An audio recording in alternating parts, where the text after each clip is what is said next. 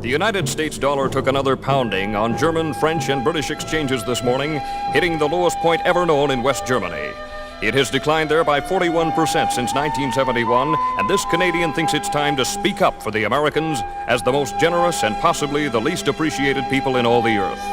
As long as 60 years ago, when I first started to read newspapers, I read of floods on the Yellow River and the Yangtze. Who rushed in with men and money to help? The Americans did. They have helped control floods on the Nile, the Amazon, the Ganges, and the Niger. Today, the rich bottomland of the Mississippi is underwater, and no foreign land has sent a dollar to help.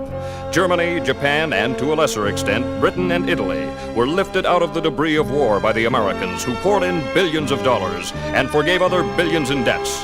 None of those countries is today paying even the interest on its remaining debts to the United States.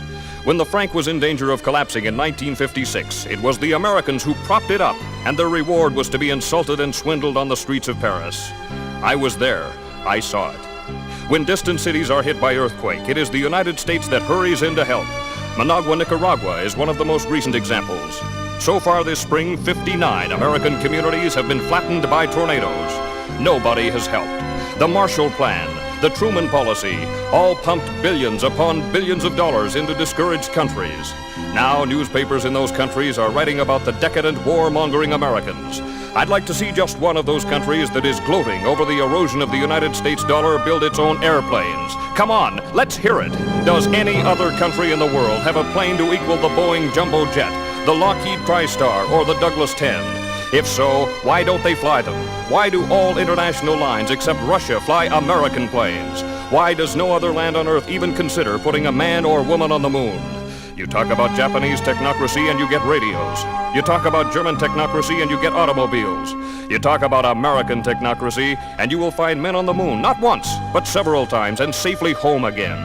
You talk about scandals and the Americans put theirs right in the store window for everybody to look at. Even the draft dodgers are not pursued and hounded. They are here on our streets, most of them, unless they are breaking Canadian laws, are getting American dollars from Ma and Pa at home to spend here. When the Americans get out of this bind, as they will, who could blame them if they said, "The hell with the rest of the world. Let someone else buy the Israel bonds. Let someone else build or repair foreign dams or design foreign buildings that won't shake apart in earthquakes." When the railways of France, Germany, and India were breaking down through age, it was the Americans who rebuilt them. When the Pennsylvania Railroad and the New York Central went broke, nobody loaned them an old caboose. Both are still broke. I can name you 5,000 times when the Americans raced to the help of other people in trouble. Can you name me even one time when someone else raced to the Americans in trouble? I don't think there was outside help even during the San Francisco earthquake. Our neighbors have faced it alone. And I'm one Canadian who's damned tired of hearing them kicked around. They will come out of this thing with their flag high. And when they do, they are entitled to thumb their nose at the lands that are gloating over their present troubles. I hope Canada is not one of these, but there are many smug, self-righteous Canadians. And finally, the American Red Cross was told at its 48th annual meeting in New Orleans that it was broke. This year's disasters have taken it all.